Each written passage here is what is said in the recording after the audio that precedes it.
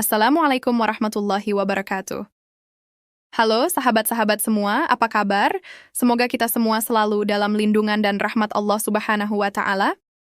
Kali ini kita akan membahas sebuah topik yang sangat menarik, sering dibicarakan, dan kadang-kadang penuh dengan misteri, yaitu tentang Imam Mahdi.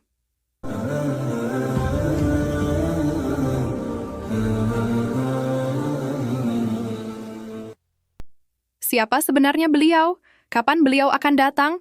Apa tanda-tandanya? Banyak sekali pertanyaan yang muncul, dan tidak jarang, informasi yang beredar justru menambah kebingungan.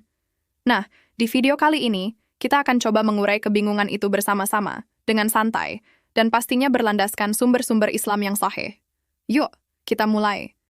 Bicara soal Imam Mahdi, kita harus paham dulu dasarnya. Dalam akidah Ahlus Sunnah wal Jamaah, kepercayaan akan datangnya Imam Mahdi di akhir zaman adalah sebuah kebenaran yang didasarkan pada hadis-hadis Nabi Muhammad SAW. Hadis-hadis ini jumlahnya banyak sekali, diriwayatkan oleh banyak sahabat, dan mencapai derajat mutawatir, yang artinya mustahil para perawi ini bersepakat untuk berdusta. Jadi ini bukan sekadar dongeng atau cerita rakyat ya. Ini adalah bagian dari keyakinan kita tentang peristiwa di akhir zaman. Lalu, siapa Imam Mahdi itu?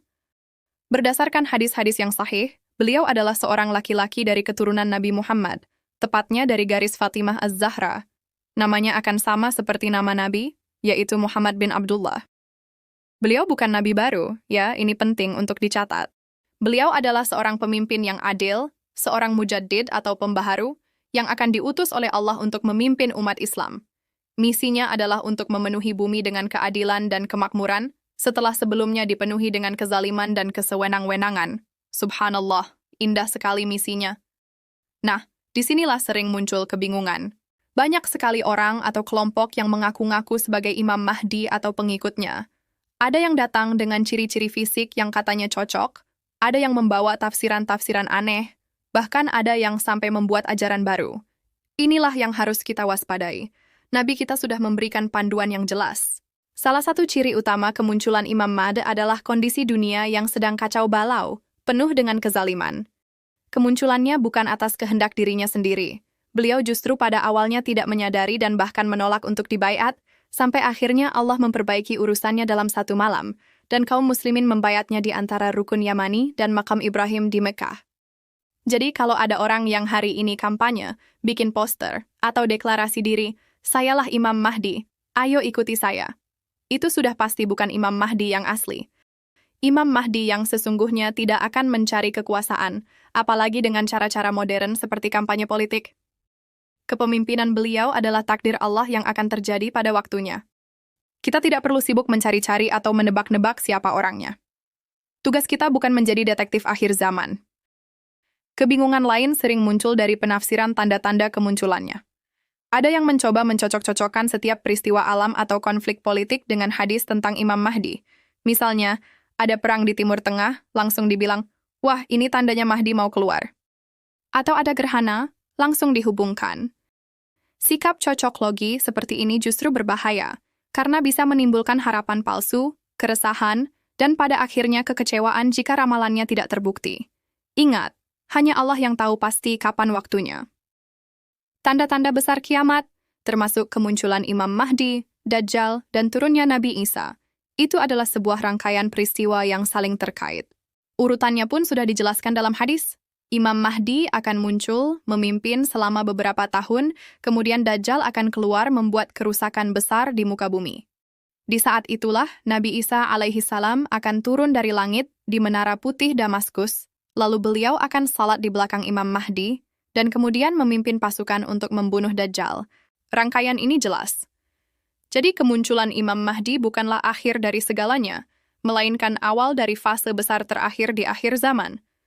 Lalu apa yang harus kita lakukan sekarang? Apakah kita hanya duduk diam menunggu? Tentu tidak. Sikap terbaik seorang Muslim dalam menantikan Imam Mahdi adalah dengan mempersiapkan diri. Bukan hazarlek fisik untuk berperang besok pagi, tapi hazarlek iman dan amal.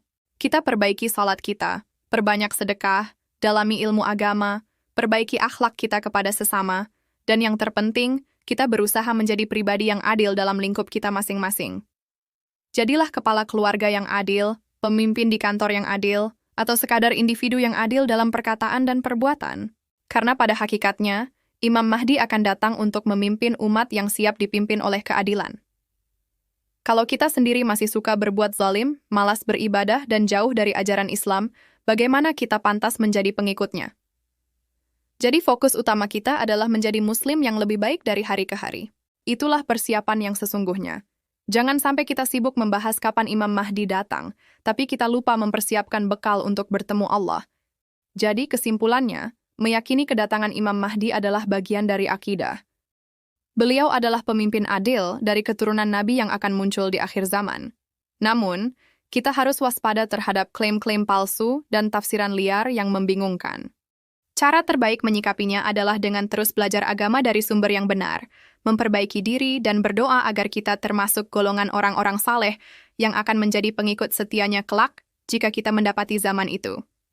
Dan jika tidak, kita insya Allah wafat dalam keadaan iman yang lurus. Semoga penjelasan singkat ini bisa sedikit mengurai kebingungan kita semua ya. Ingat, Islam adalah agama yang jelas dan logis, tidak mengajak kita pada spekulasi dan tebak-tebakan. Mari kita fokus pada apa yang pasti, yaitu kewajiban kita sebagai hamba Allah.